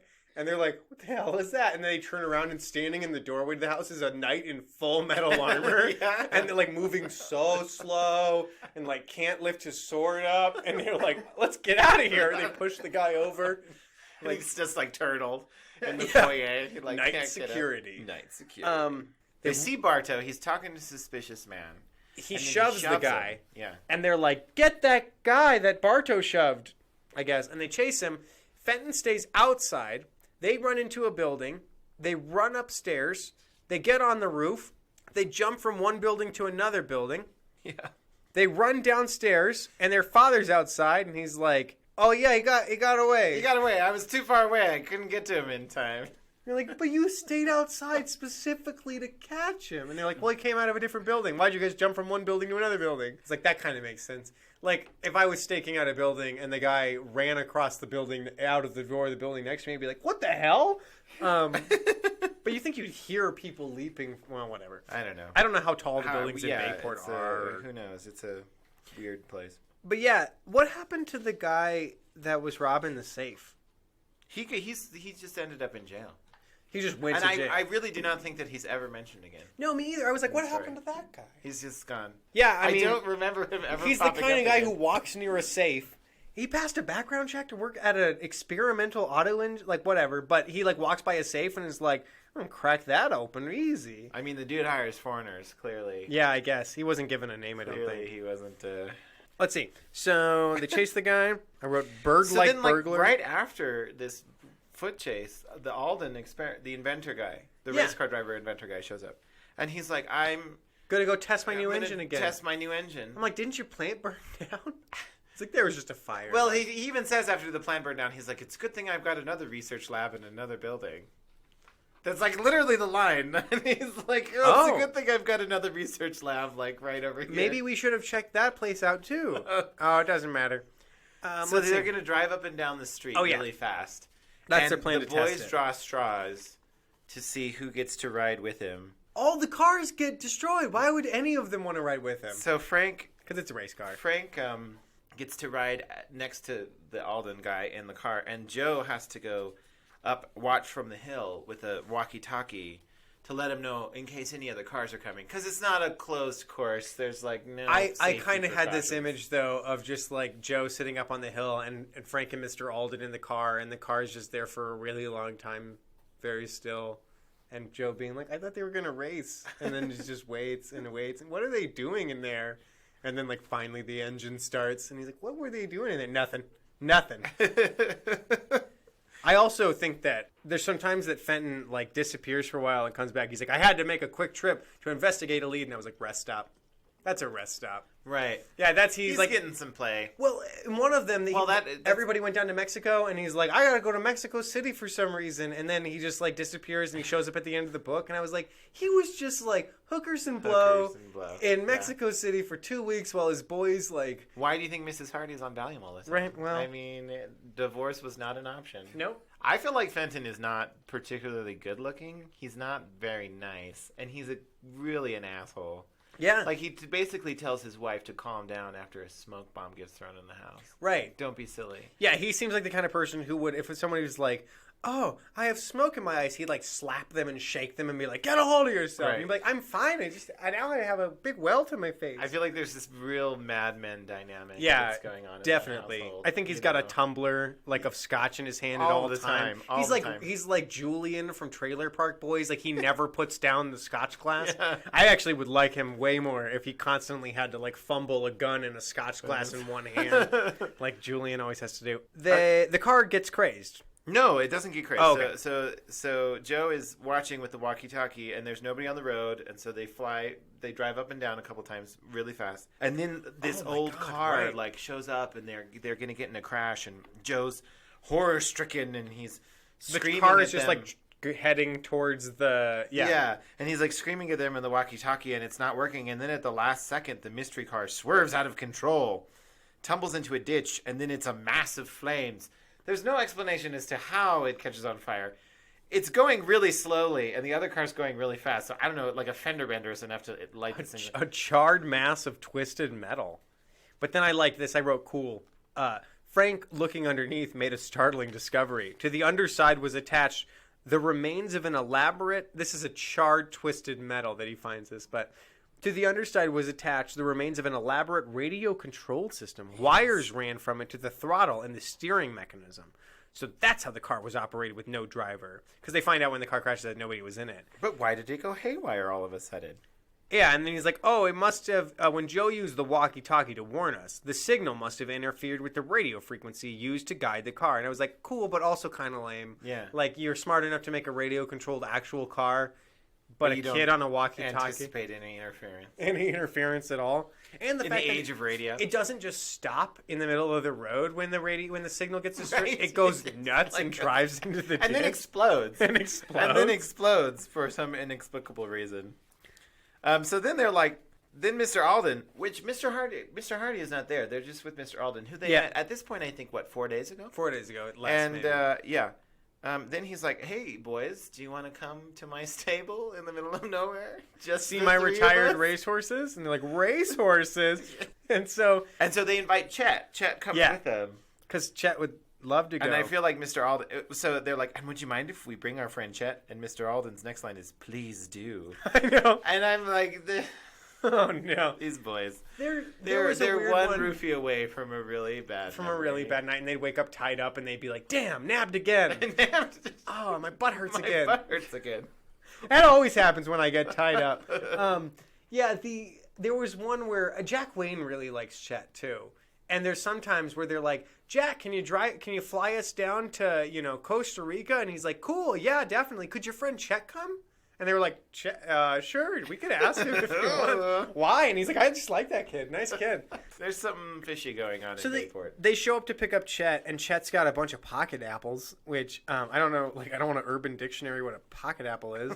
But he, pulls out 3 apples he has in his pockets and gives them to his friends. And I'm like, gross, dude, I don't want your pocket apples. And then later, they meet the horse. Its name is Top Notch. And Chet says, nice piece of horse flesh.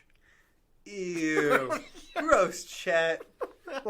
Chet's like, I need a horse, no problem. Meat is meat. Horse flesh. Yeah.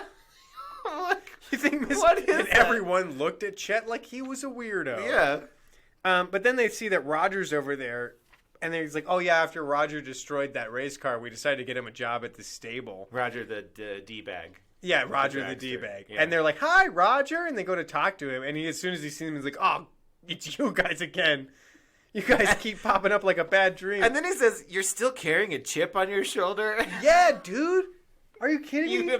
You humiliated the kid in front of his dad, who's distant and is not really concerned after he gets in a car accident. Yeah. No wonder this kid has issues. I've got to work in this lousy place to pay for that stock car. I had an accident. You Hardys were the cause of it all. And then Frank says, we didn't reflect sunlight in your eyes while you were driving. And I'm like, you did. You did do that. You said you were going to do it, and then you did it. It's so funny, too, because then immediately after this, I think there's another throwaway about Chet being fat, and then they get into a fight.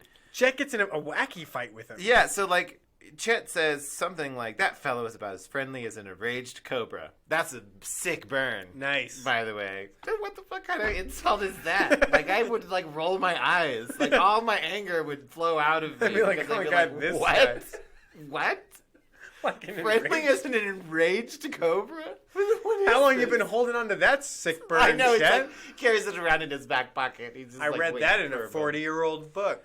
And it's Yeah. the 20s now. It's my dime novel hidden in the corn crib. It actually, one of my favorite things, the show Deadwood, when I worked in Deadwood, people would always be like, was the show any, like, accurate at all? Like, well, like, most of the people were based on real characters, but nobody swore like that in the real Wild West. No. And one of the most, like, famous terrible things that Al Swearingen ever said in Deadwood is that he yelled at a woman, "Phooey on your Bible," in public, and it made it in like the town record. I bet it and did. like he was held up on indecency charges. Oh, yeah. This is a man who shipped women for prostitution into the hills. But you don't say phooey. But you don't on say your Bible. "phooey" on your Bible. And I was Phooey, like, that's not it. That's jeez. a rough word. But doesn't he pull like a feed bag over Roger's head and Yeah, then so they kind of Roger- shove him around? Roger decides to like get back at Chet for calling him an enraged cobra. By proving him exactly right. His blood is boiling.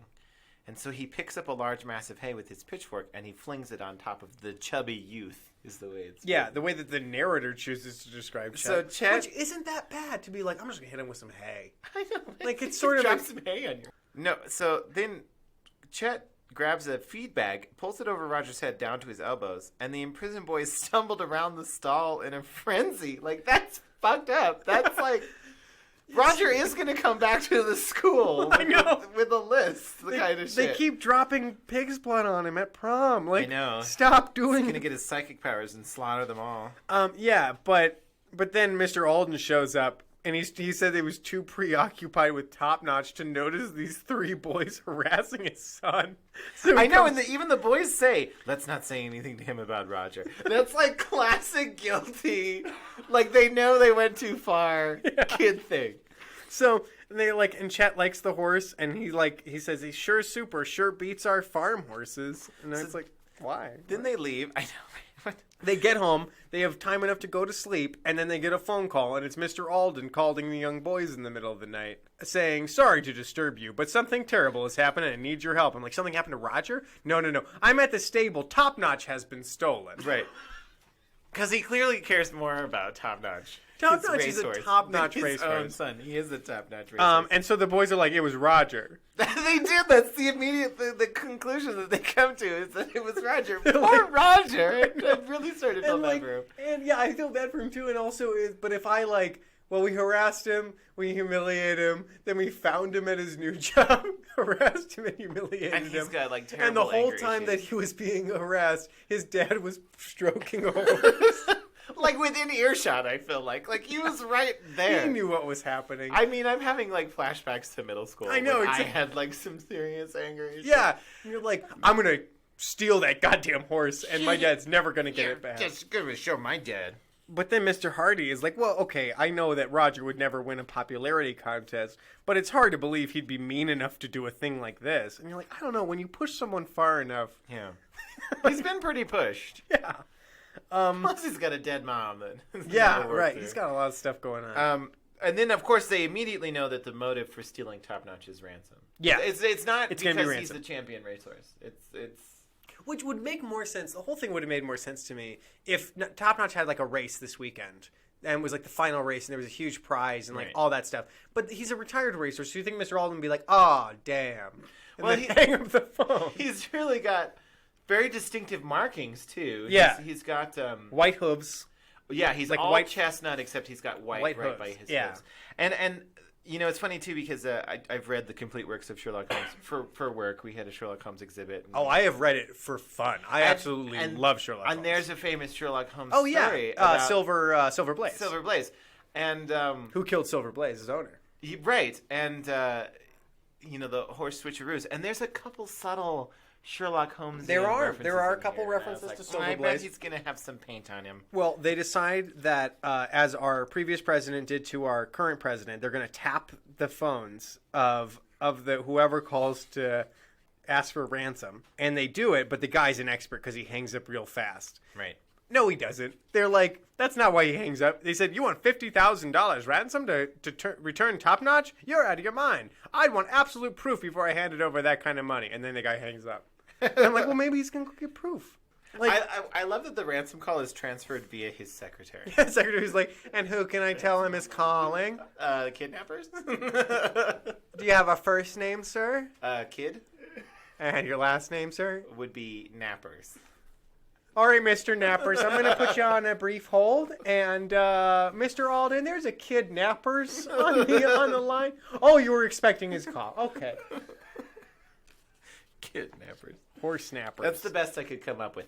But I think it would be exactly what the villains in this book Yeah, would be. exactly. Because if they're walking around with fake mustaches on trying to sell stolen property and like their callers turned up to have secret meetings in the middle of a crowded street, we're not dealing with the grade A criminals. But then the worst thing is they go back out to find Roger and to harass him some more. And I'm like, just leave Roger alone.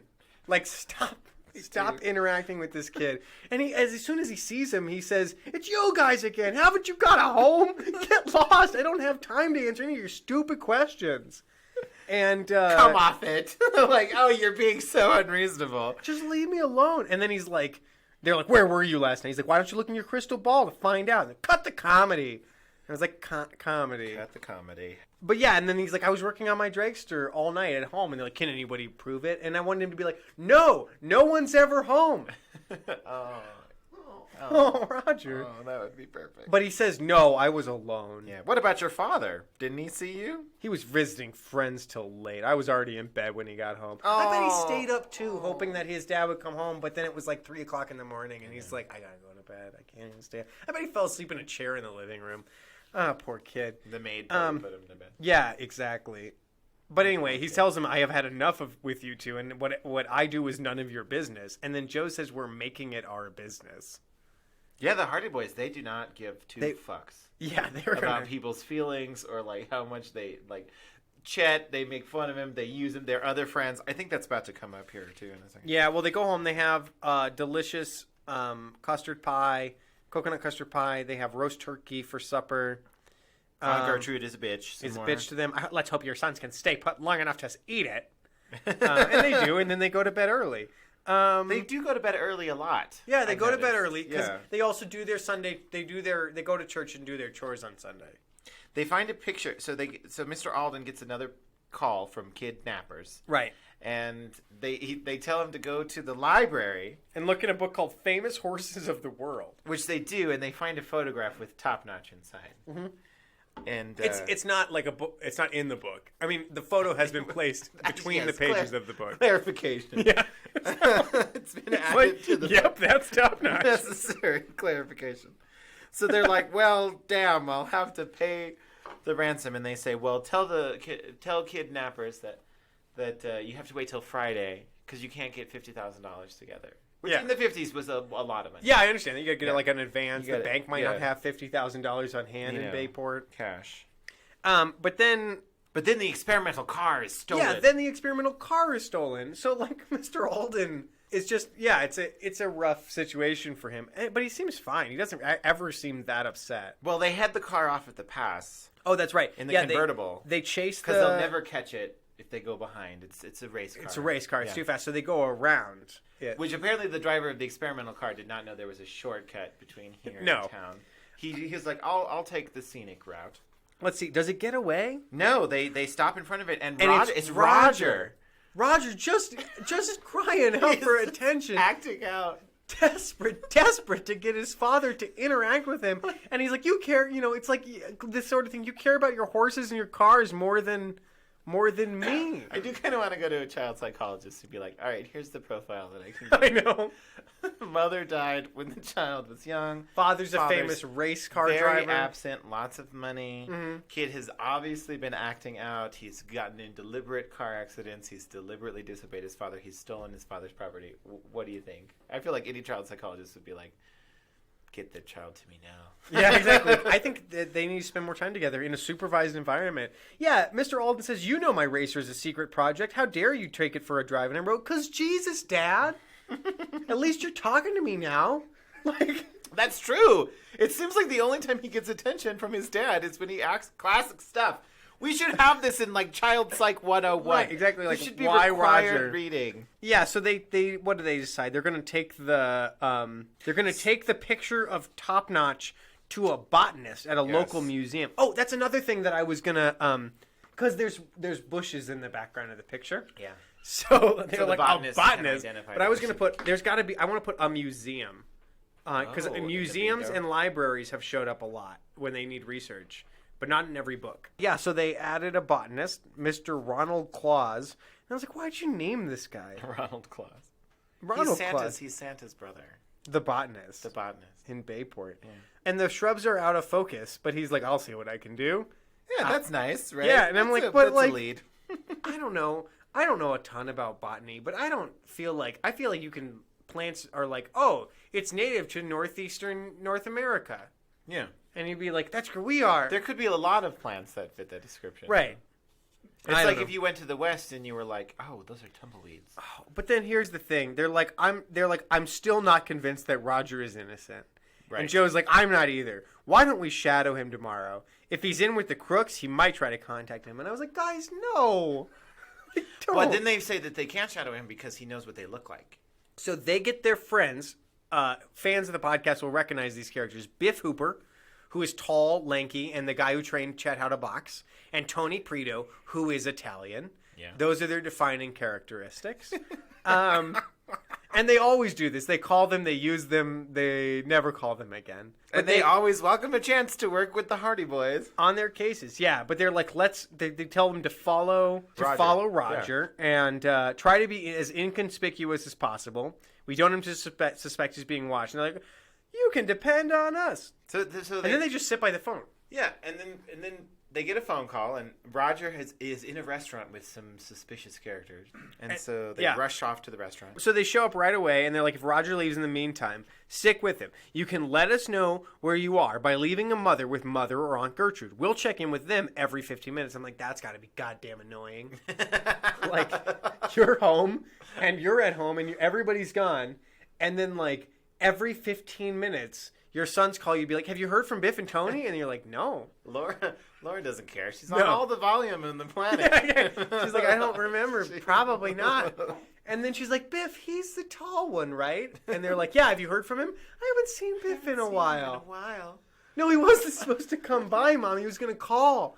Oh, well, I should probably hang up in case he calls. And like, I should fix some things before Biff shows up. Yeah. So they... Roger comes out with two strangers at the restaurant, and then they all take off in different directions. So Biff and Tony go after Roger. Right. Frank goes after one of the guys, and Joe goes after the other. And they end up in a alleyway, and there's like a smoke explosion. Yeah, basically Frank is following this guy, and he's like, I don't think he's seen me. And then the guy runs into an alleyway, and Frank chases after him, and all he sees is like a bunch of garbage and a pile of discarded wooden crates. And then Frank's like, oh, that man must be hiding behind the crates. And as he walks towards it, the man jumps out and throws a bomb at him, which is a tear gas grenade. Tear gas bomb. And so they get in a fight in the tear gas, and Frank punches someone. And then he goes to punch someone else, and his move is blocked. Right, which is how you know that it's Joe. Right. Because Joe is trained well enough that he's able to be like, yeah. In the smoke, he like catches his fist. So the smoke clears, but Frank did punch somebody, and it's his suspect, and Frank has knocked him out. With one punch.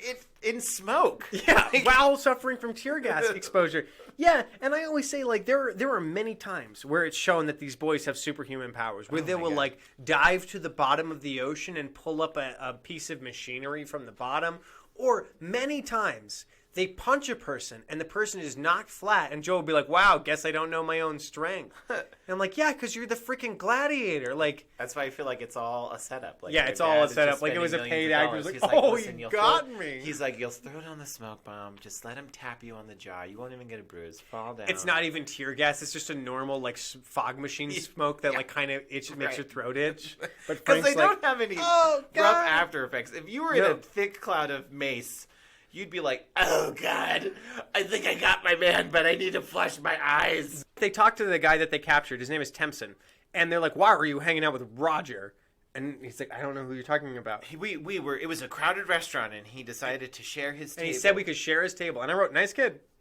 Yeah. Like, seems like a nice kid.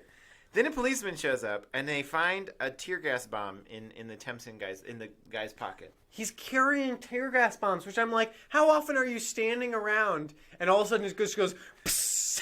I know, right? Or don't sit on it. Yeah. Clearly these things like go, don't get kicked in the pocket. Right. Then one of my favorite things is he says because the police officer shows up, searches him, finds him, and the guy says, "You can't arrest me. I ain't done nothing. There happens to be a law against tossing bombs at people." I'm like, what? I wrote it. Really? One of my favorite old ones is they were watching some people riding speedboats around, and then one guy in a speedboat threw a grenade. And it was like a boat that was racing. Like, I wonder if that's the Coast Guard chasing him. And then somebody threw a grenade from one boat to another. Like, the Coast Guard doesn't use grenades. Like, I was like, well, maybe in these books they would. There's a lot of bombs. So they decide to see if Roger went back to the stable, and they ask him, like, hey, what were you doing with those creeps? And he's like, it was a crowded restaurant. I said they could share my table. Yeah. And I wrote, nice kid. And they're like, very considerate of you. What made you so friendly all the time? And he yells, and he's like, I don't have to take that from you. Which I love that. He's not even allowed to be nice to people anymore. And here comes the most humiliating thing that happens to Roger, because the boys get into a fight, and then Joe, or is it Joe? I think Joe. They put a horse harness. They grab a horse harness, it's probably like a bridle, but it just says harness, which is weird to me. Yeah. And they like tie him up, and he's like struggling and shouting, and then the ranch hands come in, the grooms and stuff. The adults who he has to work with. Several grooms had collected around the boys, and they say, "Hey, Roger's wisecracking must have finally got him in trouble. And yeah, he sure looks funny with that harness wrapped around him. I think he should keep it on permanently." This kid cannot catch a break. Also, there's a lot of gay subtext there. Yeah, absolutely. Those grooms really want to see Roger. I know. That's what I was like, oh, this is going to get rough. But I like this. This is one of the moments that, like, Joe has a flicker of doubt. Joe felt a bit embarrassed and released Roger, who glared at the faces around him. Then he stormed off. And I wrote, they are turning this kid into the bad guy. They are. Everything they do. It's like if in Harry Potter, when he met Malfoy, if the first thing that Hermione did was like pants Malfoy in front of everybody, and then they were And like, he was Snape. That's what happened. right, that's exactly Snape. it. And you're like, and that's what makes him a tragic figure, is that like, oh yeah, Harry's dad was a jerk and turned him into a villain. I know. Not even a villain. Let's see, the boys go home. So then they go home, and Mr. Claus. Oh yeah, more botany. Yes, Mr. Claus, Santa's brother, calls from the museum. And shocking twist, the blurry bushes in the background are Rubus diperitus. I don't know if that's real or not. Yeah. They're indigenous to Maryland and parts of Virginia, like Baltimore, where the retired mysterious horse racing stable is from. And like, but also like Baltimore and Virginia aren't that far from upstate New York. No. Anyway, well, let's check in with But it's a Bingo good again. thing that the photographers were very specific about posing the horse. Like, they probably spent hours on that ransom photograph. They're like, no, the lighting's not right. Can we get some bounce over here? We're losing the light. Can we get the bounce? Guys, we gotta over move here? quick. Come on. I want like, I know the horse is alive, but I want life in the shot. That's so right. let's do like plants, maybe like a background, like some bushes. Right.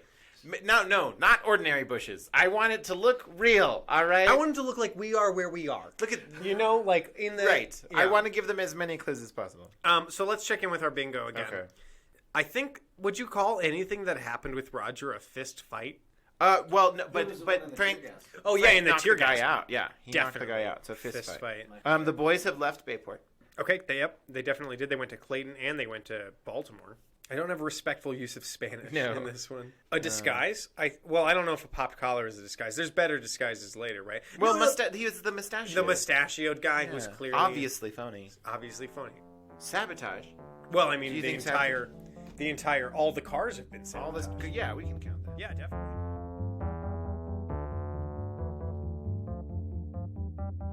Hello, detectives. I'm sitting here with Owen Hickey, who is the co-owner and general manager of Celtic on Market. Celtic is well known as a place where people can bet off-track horse racing and what other kind of racing? We do greyhound racing as well. And there's one also. There's thoroughbreds, and then there's another thing called standardbreds, which is pretty much like horse and buggy racing, which is. I am learning things already. This is awesome. They're also called trotters because they can't break into full gallop. So it's, Okay. it's kind of interesting. That's awesome. Yeah. So tell me a little bit about Celtic. So the Celtic's been around for going on 19 years now. 2 years ago, we had to switch locations. So in our new spot here on 14th and Market in Denver, we picked up the horse and dog theme and racing about 6 years ago. There's a few places in Colorado, but for the most part, we're the biggest one in the metro area. Was it like a private passion that inspired you guys to pick that up, or was it? Honestly, the big thing was it was right after the recession hit, and every single bar and restaurant was really hurting. Yeah. Nobody was spending money. We were really looking into different things that we could do just to bring more people in. Thankfully, we stumbled upon this. My father, one of the other co-owners, was big into horse racing when he lived in Europe. Okay. So kind of had an idea that this could be great. This could be the thing that brought us through, and it certainly helped us break through and survive that horrible recession we had in 2008. Yeah, that was pretty rough for everybody. Mm-hmm. So I know very little about horse racing. So what are some basics that everybody who's going to go do off-track betting for the very first time should know? Sure. As pretty much any hobby or gambling goes, there's extreme basics, which is pretty much knowing there's jockeys, there's horses, and then there's trainers. Okay. They all kind of work together to come up with a game plan. It's very strategical. A lot of people just think that you start off. You pick the horse with the name you like. You just hop on and right. You go. A lot goes into it. A lot of money. Yeah, big money obviously. goes into this. But really, the easiest way to do it is come up. You just look at the screen. The screen will give you pretty much the odds of the horse, which is the higher the odds, mm-hmm. the least likely it's going to come in. So really, the easiest way to do it, what we suggest, pick up a program from the bar. It'll show you the names, the jockeys of all the horses. A fun way to do it is, as you said, just pick names and go for it. Honestly, it's as good way as any most of the time. Right. As any gambling, a lot of luck goes into this. The best horse in the world could wake up one morning and be in a grumpy mood and not want to run, just like any of us would go into work. So can you what would be the riskiest bet that you could make here? Is there something where you pick where every horse is gonna land in the race? Sure, yeah. So it starts off, easiest bets are win, place, show, which equates to first, second, third. Okay. So if you put a show bet, it just has to come in the top three. Okay. They call it hitting the board. After that, there's things called exotic bets. The easiest of them is called an exacta, which you just have to pick the first and second horses that come first and second. It goes into trifectas, which is first three. Superfectas, we're getting pretty hard here. Okay. That you have to get top four. And then there's a huge one called pentafecta, or super high five, which awesome. is literally the top five. That sounds like a metal band. I love it. Yeah, exactly. And pentafecta, I like that. So the top five, and there's lots of different ways that you can make your odds better by, going, you can do them called straight, which is just coming first, second, third, fourth in order, which okay. If you can do that, you're that's a psychic savant. Ability, yeah. You have come back in time, you're Terminator.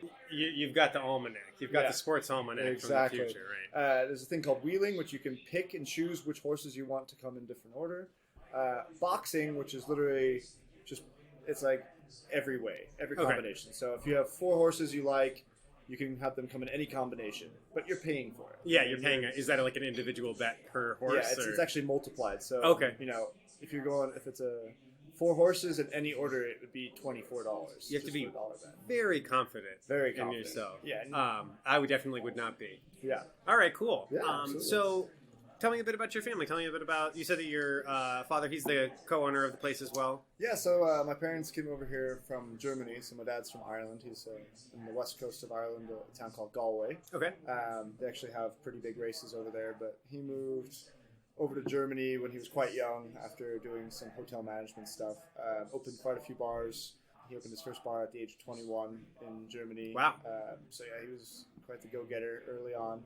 Went into the liquor distribution business, learned a lot about the industry itself, made some good connections. So he met my mother in a town called Düsseldorf, which is in the northwest corner on the Rhine in Germany. They met. I was born 7 years later. They had a great opportunity to come over here and open a bar, which was the first Celtic Tavern. Oh, great. Where was that one? It was on 18th and Blake. Okay. So about 2 blocks from Corsfield. When they came over here, built the bar, kind of hit Lodo before Lodo was really what it is today. It was probably the most popular bar in Denver for about 6 or 7 years. Then recession, right? That. Yeah, I was born in Germany as well. grew up there. But I consider myself pretty American at this point. Yeah. I don't have much of an accent anymore. They do. Yeah, they do. They still have accents. Yeah, it's pretty cool when you get to talk to them. I introduce them to people, and they're mind blown that they have accents and I don't. So Yeah. which is always really fun. I always get the question, why don't you have an accent? Well, you don't really get to choose when you have an Yeah, accent. I know. You should ask them the same thing in return. Why don't you have an accent? Right, exactly. I was just going to ask, do you have, like, what's your customer base at? Like, here, do you have your regulars? Do you have... Yeah, absolutely. We have definitely a base of regulars. So, as you probably noticed, we have a downstairs, which is mostly the off-track betting, kind of the more... Which is where we are right now. Yeah, absolutely. It's more of like a gentleman's club feel, a lot of lounge chairs, a lot of cozy lamps. Definitely comfortable. There's no natural light, so it's all lamp lit. It kind of gives it that old, almost like Prohibition style feel down here. Whereas the upstairs is a lot more modern. We have a lot more lighting up there, kind of more of an open concept. Not a lot of walls, which is really nice. Upstairs we find a lot more through traffic with people just walking. Downstairs you get a lot more people that know what's here. Yeah. When people discover what this is, it's really cool. They're kind of mind blown that this is even like allowed. Yeah, it seems, and I like that when you go downstairs, it seems like a little secret hidden thing. Yeah, It's great. absolutely. And it's very seasonal with if we find new people or not. Okay. Obviously, the Kentucky Derby is a huge day. It's actually our biggest day. I was going to guess. It's kind of overtaken St. Patrick's Day for us because it's an Irish bar, first and foremost. But with Kentucky Derby and horse racing kind of becoming more popular nowadays, which we're really happy about. It's traditionally more of like an old man thing. Yeah, but now it's like, I think our friends who are in their like 20s and 30s had a big Kentucky Derby party, and everybody, dressed up and made mint juleps and everything, big hats. Yeah, it's really cool, and it gives us a lot of exposure during that time. So the Triple Crown, which Kentucky Derby is the first part of, then you have the Preakness State, and then it follows up with the Belmont State, which is in New York. Those three races bring in a lot of new faces to us, and really it gives us a lot of exposure, and it's really cool to introduce people, and like you guys. Do you see people that like get a taste of it and then just like want to keep coming back? Yeah, we have quite a few younger guys that come in here, and that came here for Kentucky Derby, fell in love, and come here almost every Saturday. Spend all day here, and have a few drinks, hang out, play some ponies, hopefully win some money. But we do a lot of different stuff down here. The downstairs we use is very versatile because most nights we actually close down here because all the horse racing is done. So we like to make what are good hours for the horse racing down here? Yeah, so typically 11 to about 6:30 p.m. Okay, cool. Is like a normal day for us. We're not open Mondays and Tuesdays. There's just not enough horse racing. Most people are at work. And we have weekly ghost tours. Oh, cool. Okay. Here. Now you gotta tell the ghost story, because there's always in the Hardy Boys there's always ghosts in quotation marks, but it's usually like swamp gas or a man in a rubber suit. So we haven't had too many experiences in this new location. Okay. But we do have quite a few stories from the old spot. Yeah, this one we're still pretty early, so the creaks and noises, we're not sure if the pipes are actual ghosts yet. We'll see how it goes. Yeah, well, I always say ghosts are good for business. Right, so, exactly. 18 years of growing up there, you kind of experience some stuff. It was a really old building. And one of the ghosts, what we have been told in the story, we had two locations that were right next door to each other. One side was, I don't know what you call it, it's like a smelting factory for gold. Okay. So people would bring their gold down from the mountains. Then they actually had a track that they would dump it all in by the front door. They'd wheel it back into like this big stove that they would melt all the gold. That's awesome. Yeah, and it was a big warehouse essentially, but at night it was just a big open door that people would go in and do whatever they needed to do. Yeah, and there's actually a lot of prostitutes in the area. Denver's very famous, especially these two streets. Sure. Market and Blake Street was literally like the brothel streets. Yeah. So there were actually 2 confirmed, they think 3 deaths in the building. Okay. Of prostitutes that were murdered.